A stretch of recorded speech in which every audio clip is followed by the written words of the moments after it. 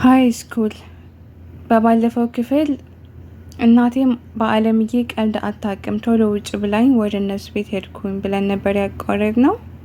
ልብ አንጠልጣይና እውነተኛ ታሪክ ጸሐፊ ፊደል ክፍል 5። ወደ እነሱ ቤት ሄድኩኝ። መንገዱ ቅርብ ነው የሚል ቤት በሩጫ ራሱ ራቀብኝ። ስደርስ በሩን በኃይል አንኳኳሁት። አለምዬ በሩን ከፈተችው። የት ነው? ምን ሆኖ ነው ብዬ ክንፍ እያልኩኝ ጠየቅኳት። ምን ነው ልጄ አስደነገጥኩሽ? ደህና ነው እኮ እንዳው ካንቺ ጋር ስለምትቀራረቡ ምግብ እንዲበላ ብልሃት አታጭም ብዬ ነው አለችኝ።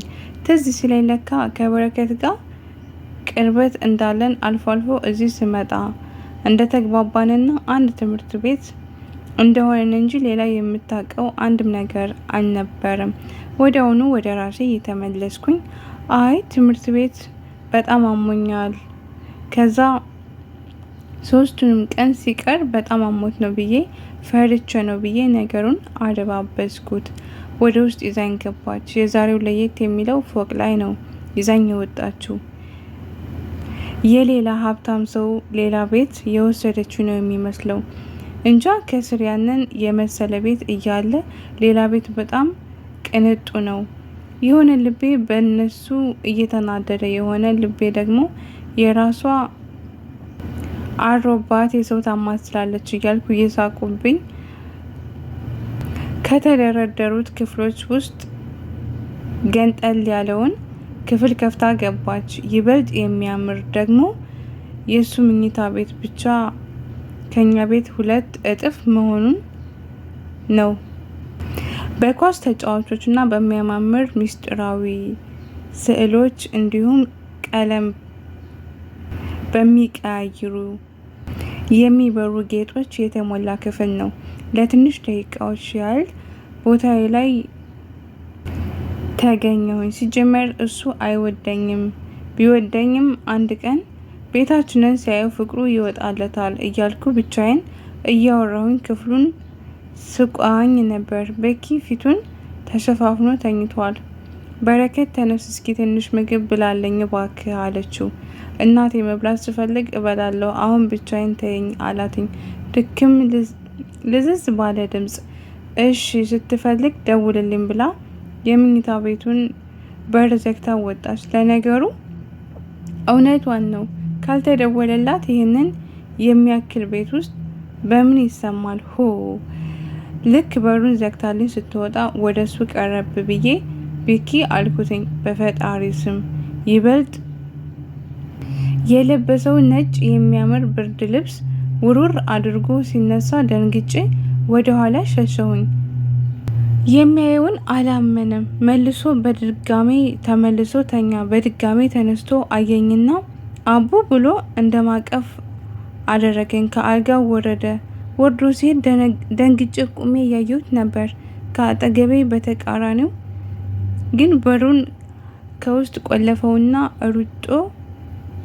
ሩጫ በሚመስል እርምጃ መጥቶ ጥምጥም አለብኝና እንዳታስነሽኝ እባክሽ ብሎ በረጅም ተማጸነኝና አንገቴ ስር ድፍት አለ። ለረጅም ደቂቃዎች ቆመን። ቢኪ ደከመኝ እኮ አልኩትኝ። አለቅ ሲለኝ ይቅርታ እናቴ ነይ ቁጭ በይ አልጋው ላይ ጠረጴዛ ላይ እያስቀመጠኝ ምን አጥፍቼ ነው? ለምንድነው ድንገት የራቅሽኝ? እኔ እኮ ትምህርት ቤት ያልመጣሁት እሄዳለሁኝ ስል በር እየዘጋብኝ ነው። አንቺ ግን እንዴት አስቻለሽ ብሎ እግሬ ስር ተንበረከከ። በጣም ረጅም ከመሆኑ የተነሳ ተንበርክኮ እንኳን ከኔ እኩል ነን። ምን እንደነካኝ አላቅም። ቶሎ ሆድ ባሰኝና እንባዬ መውረድ ጀመረ። ቶሎ እንባዬን እየጠረገልኝ ለምን ታለቅሻለሽ? ጠላሽኝ እንዴ አለኝ። በፍጹም ላደርገው የማልችለው ነገር ነው። በፍጹም አንገቴን አደለም በማለት እያንቀሳቀስኩኝ ግንባሬን በስሱ ሳመኝና ከደረቱ ልጥፍ አደረገኝ፣ አቀፈኝ። በእኛ አታምኝም አቡ?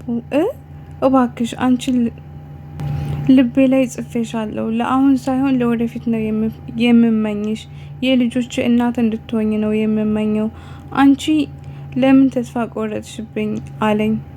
ሲያወራ ከልቡ ነው። ንግግሩ አስለቀሰኝ። እንደዛ አይደለም ቢኪ፣ የተማሪ ነገር አይዘልቅም፣ የሆነ ሰዓት ትረሳኛለህ አልኩት። እኔ እንደማረሳው ባቅም አለምዬን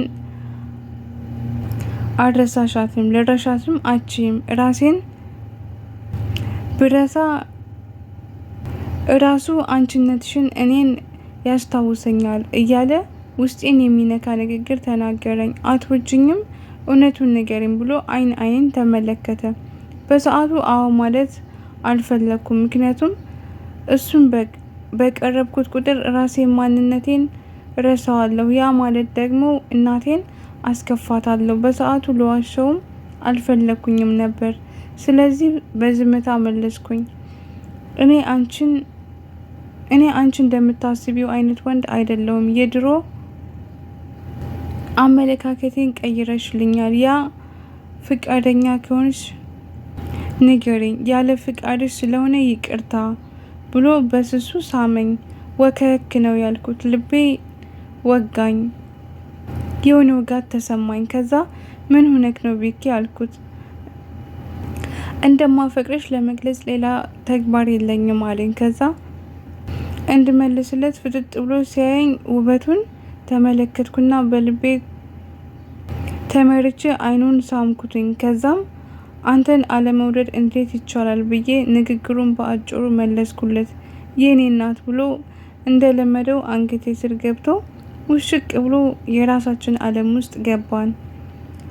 ሌላውን ነገር ረስተነዋል። ተቃቀፍን። ቁጭ ብለን እያለ በሩ ተንኳኳ። ለምንድነው የቆለፋችሁ ሲባል የምንለውን ሳስብ በድንጋጤ የምሆንበት የሚገባበት ጠፋኝ። አየኝና ቢኪ በተረጋጋ መንፈስ ሆኖ አቀፈኝና ተረጋጊ፣ አናስነቃም፣ ቀስ ብለሽ በሩን ከፈቺ፣ ከዛ ምግብ እያበላሽኝ እንደሆነ ትናገሪያለሽ፣ አለቀ ብሎ ነገሩን አቀለለልኝና ተመልሶ አልጋ ውስጥ ገብቶ ጥቅልል አለ። እኔ እንጃ እጄ እኔን ለማዋረድ ይመስል ይንቀጠቀጣል። ቀስ ብዬ በሩን ከፈትኩትኝ። ፈጣሪ ሲያወጣኝ የመጡትኝ አለምዬ አይደለችም፣ እህቱና ወንድሞቹ ናቸው። ወንድሜ ቤኪ እያሉ እየተሽቀዳደሙ ሄዱ። አቀፉት። ወዲያውኑ አለምዬ መጣችና እንዴት ሆነልሽ አለችኝ። ሊበላ ነው።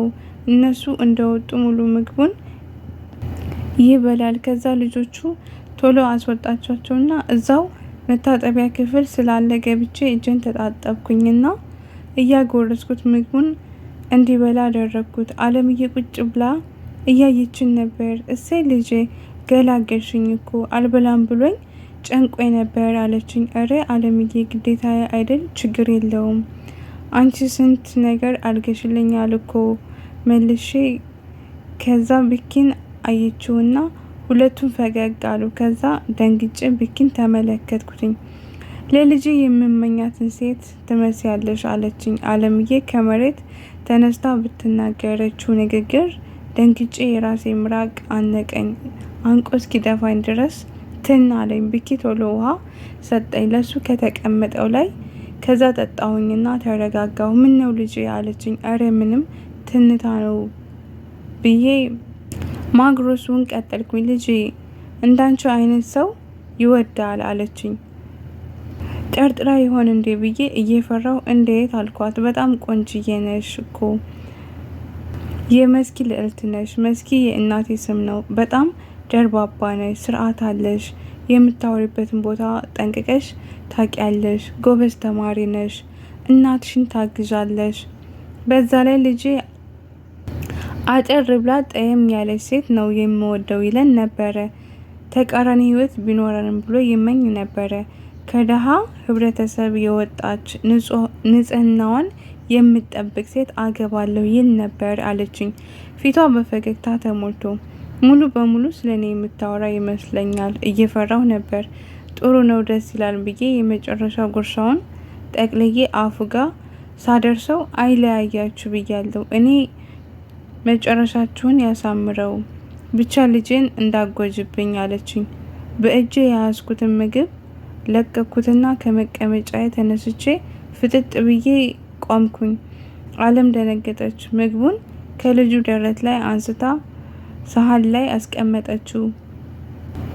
በሶፍት እየጠረገች ምን ነው ልጅ አለችኝ። እንደዛ ስትል ባሰብኝና አፌን ይዤ ከመሬቱ ጋር መፋጠጥ ጀመርኩኝ። ከዛ ቤት ለመውጣት ተጣድፌ ቶሎ ተጣጥቤ ተመለስኩኝና ይቅርታ አለም ደህና አምሺ ብዬ ቀና ብዬ ሳላያት እንኳን ልወጣ ስል ቆይ እንጂ የት ልትሄጂ ነው?